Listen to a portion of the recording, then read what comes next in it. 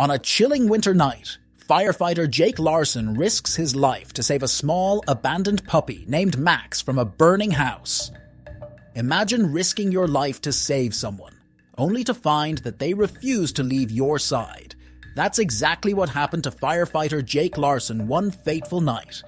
But what started as an ordinary rescue turned into something far more powerful, something no one expected. This little puppy wasn't just clinging to his rescuer. He had a reason, and when you hear why, it will absolutely melt your heart.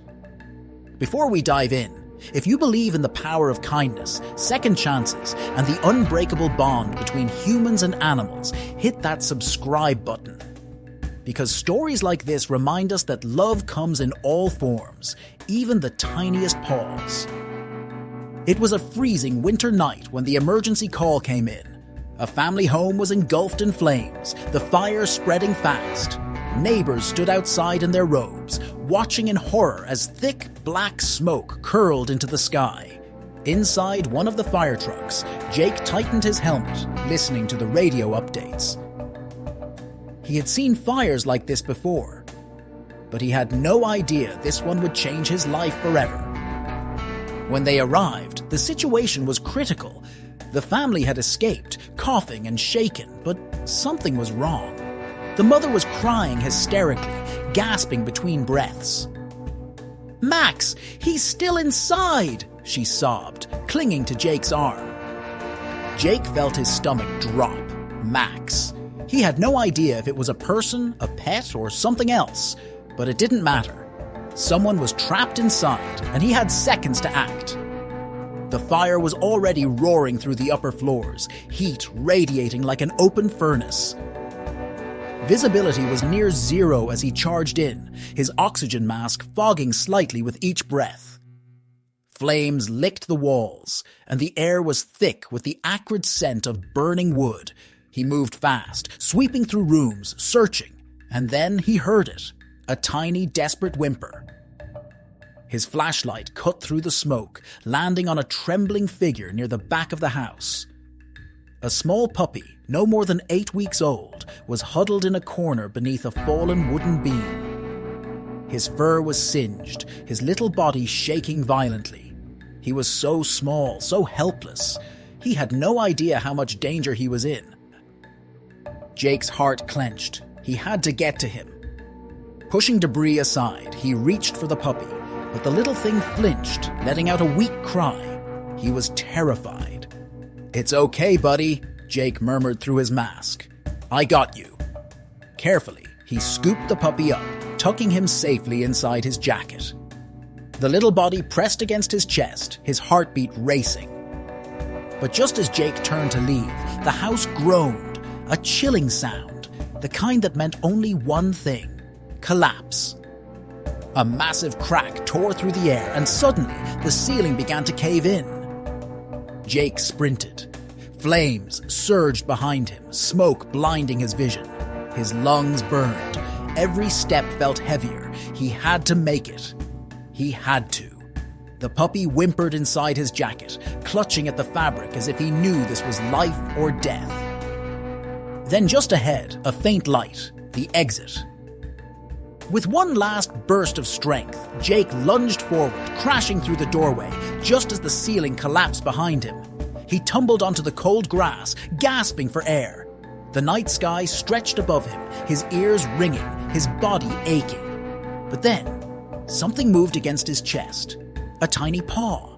A faint, warm breath. The puppy was alive. For a moment, Jake just lay there, staring at the stars, the little creature still curled against him. He had done it. He had saved him. But what happened next? No one could have predicted. The mother, still crying, reached out for Max, but the puppy wouldn't budge. He clung to Jake's jacket, burying his face against the fabric. Even when Jake gently tried to set him down, he whimpered and scrambled back toward him. It was as if Max had already decided Jake wasn't just his rescuer, he was his person. Back at the fire station, something unusual happened. Normally, after rescues like this, animals would be checked out by a vet and then returned to their owners. But Max refused to leave Jake's side. Every time someone tried to move him, he cried, scratching to get back to the firefighter who had saved him. That night, Jake found himself sitting on the firehouse couch, the tiny puppy curled up in his lap. "What's your deal, huh?" he asked softly, scratching Max's ears. "You've got a home." But the puppy just let out a soft sigh, his little body finally relaxing. He had made up his mind. And then the truth came out. The family shared that Max had been abandoned once before. He had been found in a box behind a grocery store, left to fend for himself as a newborn. When they took him in, he was hesitant, slow to trust. And now he had been trapped in a burning house, alone once again. That's when it all made sense. Max wasn't just refusing to leave Jake, he was choosing him. Because in the moment where he thought he'd be lost again, one person came for him. One person fought for his life. And to Max, that meant everything. Days later, Jake got a call from the family. "We can't ignore it," the mother said, chuckling through tears. "Max has already picked you. If you want him, he's yours." Jake looked down at the puppy, who wagged his tail as if he already knew what was coming. And in that moment, he realized he wasn't just rescuing Max. Max had rescued him too. From that day forward, Max became the station's official firehouse dog. He followed Jake everywhere, on shifts, in the fire truck, even waiting for him outside the showers. When the sirens blared, he perked up, ready to go. And every night, when the world was quiet, he curled up beside Jake's bed, safe at last. Because sometimes, when you save a life, that life saves you right back. If this story touched your heart, don't forget to hit like and subscribe for more incredible animal stories. Because in a world full of heroes, sometimes the smallest ones leave the biggest impact. What do you think about Max's story? Let us know in the comments below.